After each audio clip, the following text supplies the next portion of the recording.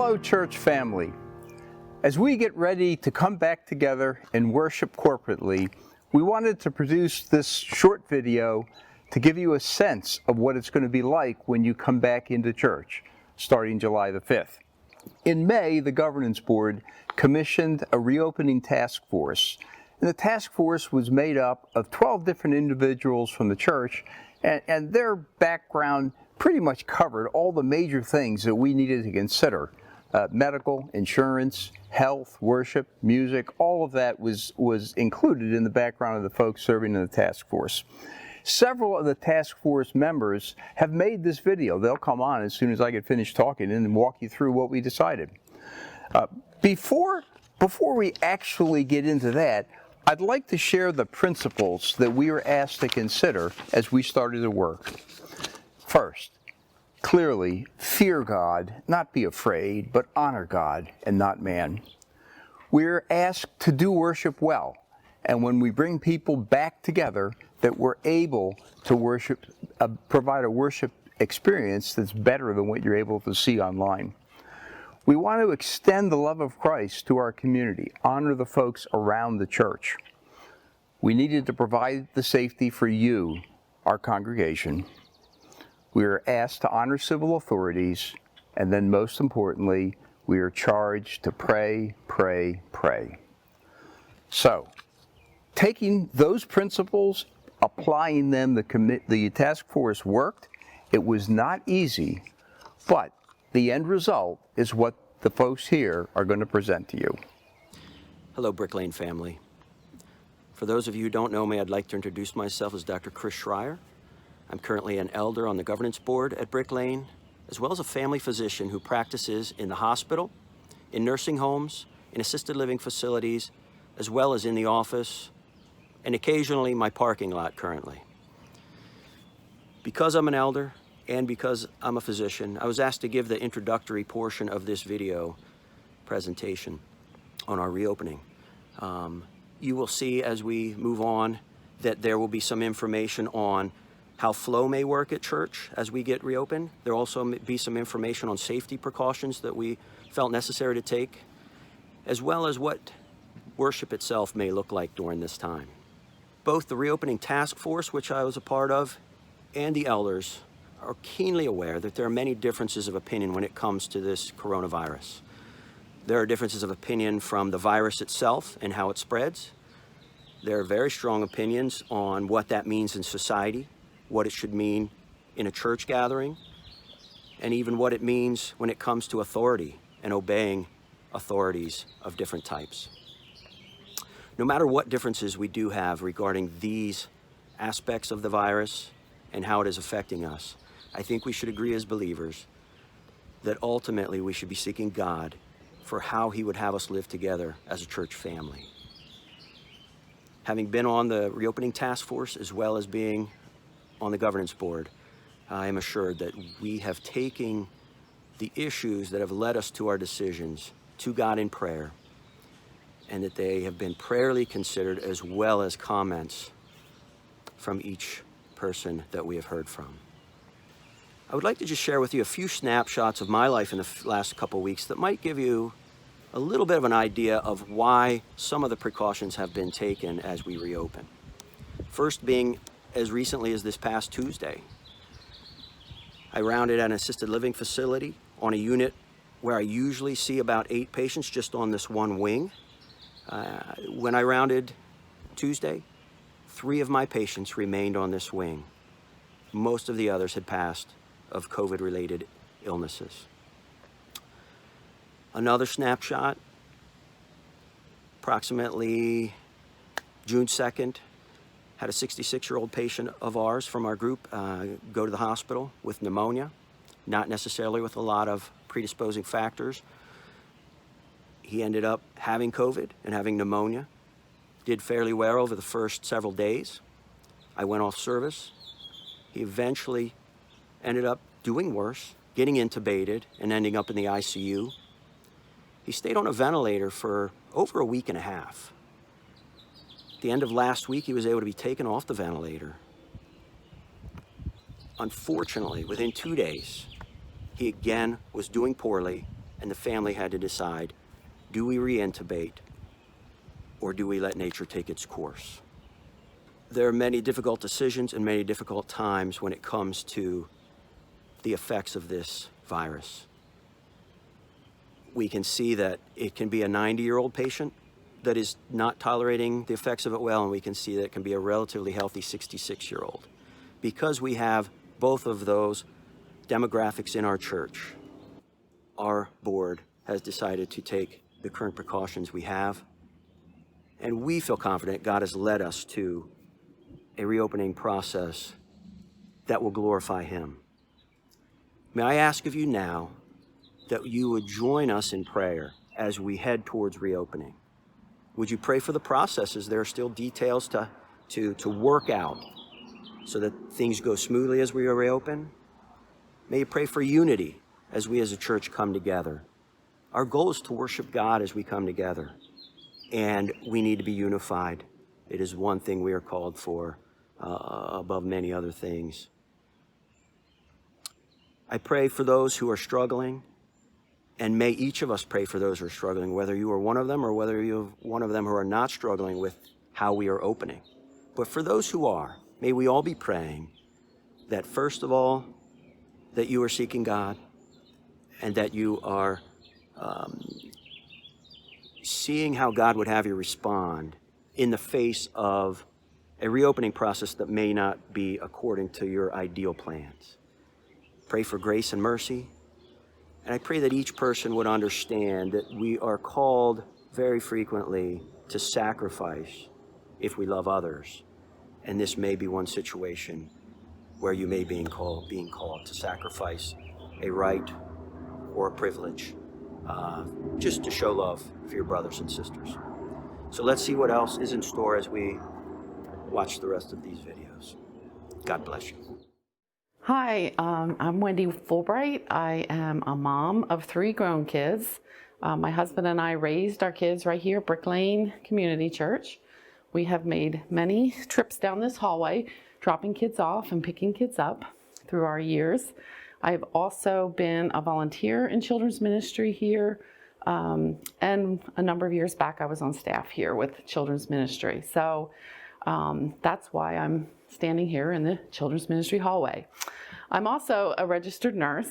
I work at Paoli Hospital, and typically I work on a telemetry trauma unit. However, in March, my unit was chosen to be the coronavirus unit for Paoli Hospital outside of ICU. So since mid-March, I have exclusively been taking care of COVID positive patients. If you'd like to hear a little bit of what that's like, feel free to give me a call. I'd be happy to tell you. I was asked to serve on the reopening task force along with about a dozen other folks. My part on the task force was with Andrew and Andy Comery to look at children's ministry and make a proposal for how we could safely reopen children's ministry. And also I was working with Brad Hegeman on interpreting government guidelines for churches and businesses as they reopen. So those were my tasks for the reopening project. So you can see children's ministry has been a big part of what I've been doing. And as you look down that hallway, you see that it's empty. And sadly, on July 5th, when we start meeting here again as a body, this hallway will still be empty. We had to make the decision to delay opening children's ministry services. For how long, we don't know. But the reasons are primarily because our local government and the CDC strongly recommend that we stick with the physical distancing that we've all been practicing for the last several months. 6 feet apart, 2 adult arm lengths. And those of you who have kids and work with kids know that that would be impossible in a classroom setting for children. In addition to that, to maintain 6 feet apart in our classrooms, we just don't have the space to do that. Our classes would probably have like maximum of 3 or 4 kids in them, and that is just not doable for this number of children we have in our children's ministry program. As well as that, we have in our Sunday school teachers, nursery volunteers, and children's church leaders, a number of those folks are of our more senior members at church. And in the high-risk category are folks who are older and advanced age, whether or not they have other things that might put them in the high-risk category. So for the safety of all, we felt that we have to delay the children's ministry opening.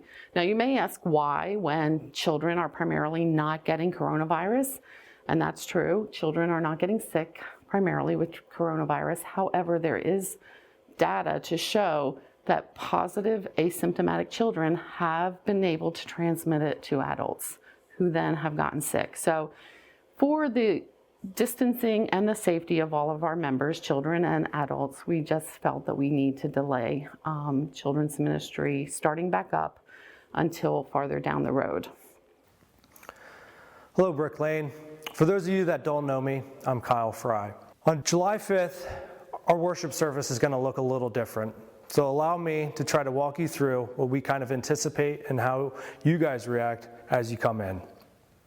When you guys arrive, we ask that you would do your best to keep an eye at the front entrance of whatever entrance you're entering into the church, just to keep an eye on traffic as far as a line coming in or out of the church. When you've seen that it's appropriate or a fitting time to come inside the church, we ask that you would approach with your mask on. As you walk up to the church, you'll be greeted by our greeters and by our valets. We ask that you take note of the sign out front of the church, as it has a few guidelines and instructions as far as screening goes before you enter the church. Please keep in mind that whatever service you decided to sign up for online, we ask that you come to that entrance. For example, if you decided to attend at the service of Area 71, we ask that you go to that entrance. As you come into our foyer and our lobby, you'll most likely be greeted by our ushers. At that point, we'll determine what kind of size your party you have, and then you'll be seated accordingly. We ask that you be patient with us as we get everybody seated. Again, please wear your masks as you're being seated and for the duration of the service as we sing and listen to the service. As you'll note, in a few of the respective areas, you'll see sanitizing stations with wipes and hand sanitizer. We ask that you utilize those stations if need be and after using the facilities. We ask that as the service ends, you would remain seated. Our ushers will come by momentarily to each row and dismiss you from the sanctuary. Also keep in mind that whatever service you attended, we ask that you exit through the same entrance. For example, if you attended the lower level, you came in through the lower level entrance, we ask that you would leave through that same exit. Please avoid traveling from the lower level to the main sanctuary or from the main sanctuary to Area 71. Minimize all traffic and keeping our church clean and sanitized at all times. After you're dismissed, we ask that you would leave the building, and if you so choose to catch up with anybody, to please do so outside of the church. Hello, Brick Lane Community Church family. It will have been 15 weeks since we have worshiped together in person. We look forward to being together again with those who feel comfortable coming back on July 5th. Many things have been done to help be able to gather again as safely as possible and to worship well. Here are some details about what worship will look like in this new climate. Our first on-site congregational service will be on July 5th at 10:30 a.m. We are purposely moving into this somewhat slowly, starting with one service to see how many folks will be able to come. Our services will be 1 hour long, structured in the same way that we have always worshiped. We'll have our gospel-oriented liturgy. We'll sing, we'll pray, we'll read scripture and hear the gospel preached. We will not be handling hymnals, but will provide a bulletin for everyone that will have all the resources needed for worship. There are 3 areas that are set up for worship: the main sanctuary, the lower level for overflow, and Area 71 for families with young children. You will see that the seating has been rearranged to allow for the 6-foot social distancing between family units. It is essential for everyone to sign up for the service and seating area they plan to attend. This will be made available to you online, and you can also call the church office with your sign-up if that's easier. This will greatly help our staff with arranging seats to accommodate everyone as best possible. Once seated, we ask that people remain in that worship area until the service is dismissed. During our time here in the building and in worship, we will need to continue to abide by the CDC guidelines. This will include wearing masks and maintaining 6-foot social distancing. Believe me, I know that masks aren't the most helpful piece of apparatus for worship, but think of wearing them as an act of worship. It is an opportunity to show Christ's love to one another by showing grace and humility and honoring those who are more vulnerable than you may be. Join me in showing love, kindness, and a servant's heart toward one another by obeying this guideline. The ushers will dismiss everyone at the end of the service, starting in the rear of each room, and we ask that you not linger in the building, but exit right away, but feel free to catch up out in the parking lot. Finally, our services will continue to be live streamed for those who desire to continue worshiping at home for reasons related to health and safety. We will certainly continue to miss those of you who aren't able to attend quite yet, but completely understand and look forward to when you can. As we join together again in worship to honor Christ, let's go out of our way to show love and grace to one another in all things and to continue to strive for how good and pleasant it is when brothers and sisters dwell in unity together. The Lord bless you. Well, that's pretty much it. Please realize as we go through the summer, things likely will change. As of the timing of this recording, Chester County, the county which the church is in, has not yet turned green, but is about to do so. We expect when that occurs, the government will issue another order, and that order likely will affect us. When we see it, we'll react to it, and we'll let you know. For July the 5th, though, what you've seen is what you should expect as you come into the church facility. And so you have a pretty good feel.